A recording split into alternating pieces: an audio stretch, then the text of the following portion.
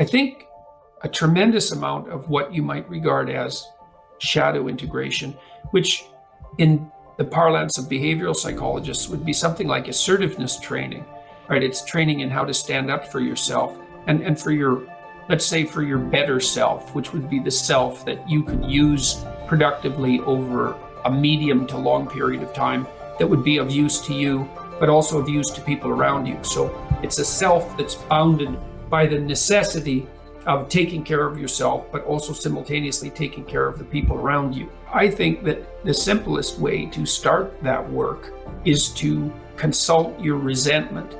You know, it's easy to become bitter about life and to become angry because, of course, life is difficult and it's full of disappointments. And people are also subject to betrayal on the part of themselves and on the part of people that hypothetically care for them. And so it's easy to get bitter and to be resentful. And resentment is a very useful emotion, even though I think it's one of the most damaging emotions if it's not dealt with properly. If you're resentful, it basically means only one of two things. It either means you should grow up and quit whining and get on with your life, or it means that you're being subject to tyrannical forces of one form or another, maybe emanating from you, maybe a consequence of the natural environment, maybe a consequence of society. You're being subject to tyrannical forces and you're not putting your own best interests forward, like in that broader sense that I described. And I don't mean your selfish, narrow interests that only serve the purposes of instantaneous gratification. I mean your own best interests in terms of developing your character over the span of your life. If you're resentful, it either means that you're immature and that you should grow the hell up. And so you need to figure out how much of your resentment is that and maybe allied with the desire to find other things or people to blame. But the other possible option is that you have something to say or do, right? Because you're in a situation where you're violating your own internal ethical standards and you're being required, pressured, let's say, to say things you don't believe or to do things that you believe to be wrong. And you need to determine, you need to start to strategize and plan how you can rectify that so that you can say what you mean. Like if you're negotiating with a marital partner, for example, and there are issues in your marriage that aren't making you happy, well, the first thing is you have to take note of that, right? To see that you're actually unhappy. The second is that you have to be willing to engage in a certain amount of conflict, because in order to sort out what's disturbing you, you're going to have to lay your concerns out on the table and say, well, look, this is bothering me. You don't have to say, well, I'm right and you're wrong and you have to fix this. You have to say, well, I've noticed that this pattern of interaction or lack of interaction, say, in our relationship is making me resentful and angry. And the danger of that, of course, is you're going to take it out on yourself and your partner. The danger is passive aggressiveness. You know, you're not going to respond to your partner positively when they do something good if you're resentful about them. And you're not going to respond to yourself properly. And so you have to lay it out on the table, but sort of in a spirit of ignorant humility. It's like, look, I'm frustrated. I'm feeling this way about our relationship.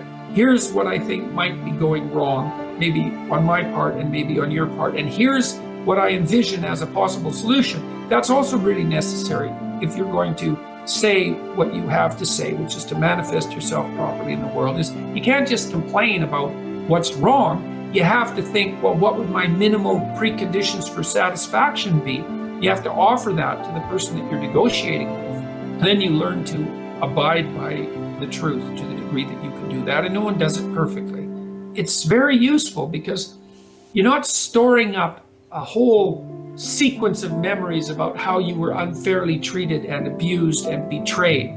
Instead, you're trying to stay on top of it and to note your unhappiness and dissatisfaction when it manifests itself, and to accept that that's the case, and then to analyze that to see if it's your problem, like I said, with regards to maturity, or if it indicates that there's an injustice in the manner in which you and the world are interacting, and then to work to set that right, even in small ways. And so it's a matter of characterological development, and that makes you stronger over time.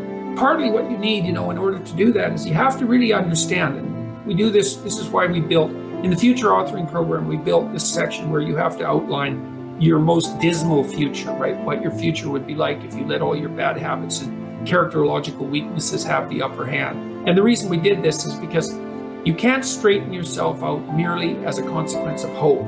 Let's say you lay out a vision for the future and you think about what your life would be, what you'd like your life to be like. And then that makes you hopeful and it motivates you because it gives you something worthwhile and higher order to work for. And that's useful. That's positive emotion working for you, because positive emotion is experienced in relationship to goals. But it's not as useful as also being chased by something you're terrified by. And if you have a good sense of how you'd fall apart if you stayed weak and just exactly what kind of hell that would be, then when you determine to do something like to tell the truth and to say what you think and to not do things that you hate, then you're going to be pulled along by the purpose that your vision has provided for you, but also pushed along by your desire to avoid the worst forms of hell that you've already outlined for yourself personally. And that can also help you be brave enough to stand up in a situation that would require conflict, because if you have something to say and you have something to negotiate about with someone, then there's going to be a certain amount of conflictual dialogue that accompanies that. To lay out a set of problems and to describe the fact forthrightly that those problems characterize a relationship, and then to seek for solutions, is quite stressful in the short term.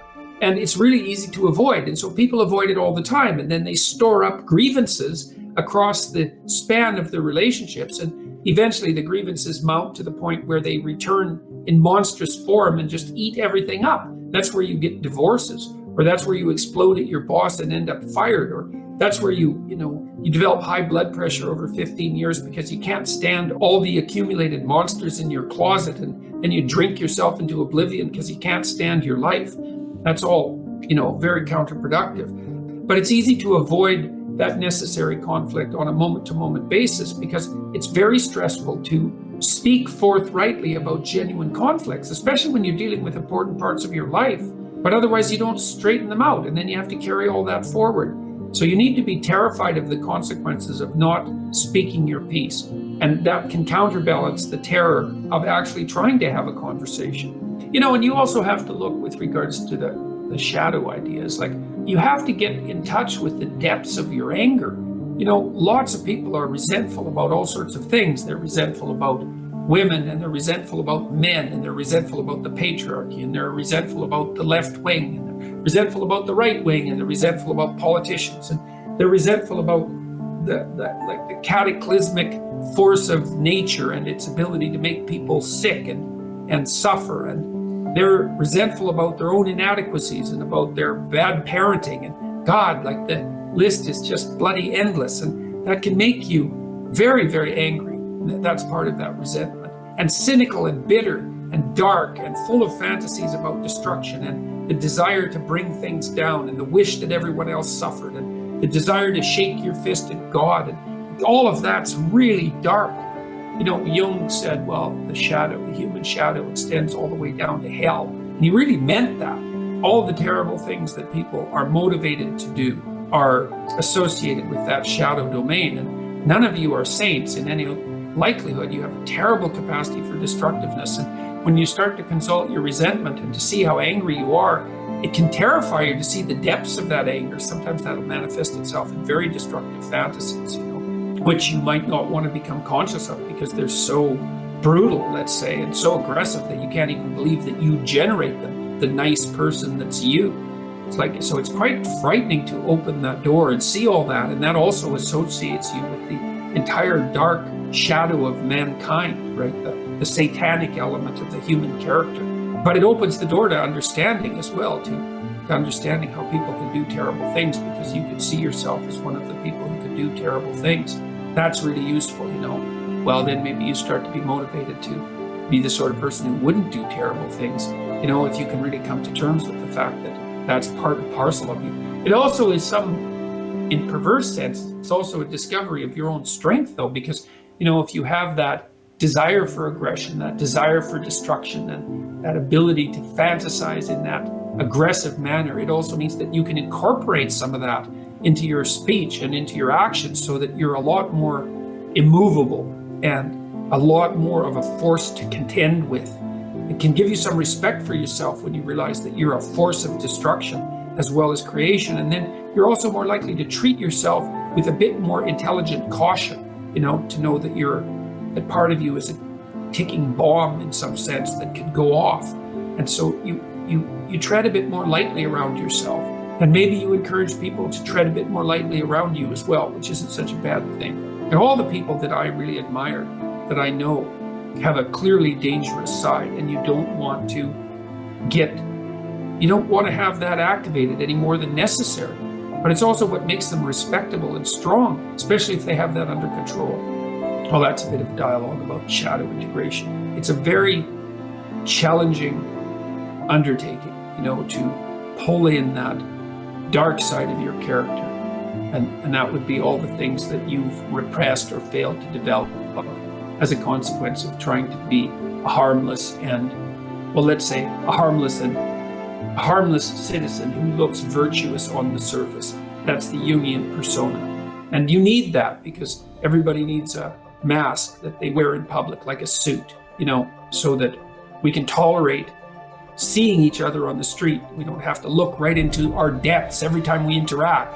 We need that persona, but that has to be transcended. And the way to transcend that is to integrate the darker parts of the character. They're very useful. That aggression, that sexual demand, for example, all of that's very difficult to socialize, that competitiveness, but unbelievably useful in terms of force of character if you can manage it.